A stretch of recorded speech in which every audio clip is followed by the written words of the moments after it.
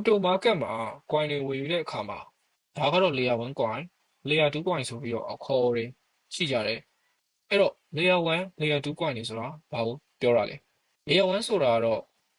သူတို့မှာကိုယ်ပိုင်နည်းပညာရှိရယ်ကိုယ်ပိုင်နည်းပညာဖြစ်တည်ဆောက်ထားတဲ့ blockchain တွေရှိကြတယ်BTC ETH BNB Solana စုအစရှိတဲ့ crypto တွေကကိုယ်ပိုင် blockchain layer နဲ့တည်ဆောက်ထားတဲ့ coin တွေဖြစ်ကြတယ်အဲ့တော့ကိုယ်ပိုင် blockchain နည်းပညာနဲ့တည်ဆောက်ထားတဲ့ coin တွေကို layer 1 coin တွေလို့ခေါ်တယ်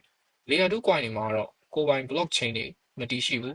layer 2 coin တွေက layer 1 ပေါ်မှာပြန်ပြီးတော့တည်ဆောက်ရတယ်အဲ့တော့အကျိုးဆက်တွေကရှိတယ်ဘလို့အကျိုးဆက်တွေရှိလဲဆိုလို့ရှိရင်တော့ layer 1 coin ဈေးကြတဲ့အခါမှာဒီ layer 1 ပေါ်မှာတည်ဆောက်ထားတဲ့ layer 2 coin တွေအကုန်လုံးကဈေးကျပါတယ်ဒါကဒီအကျိုးဆက်တွေကတစ်ခုပါ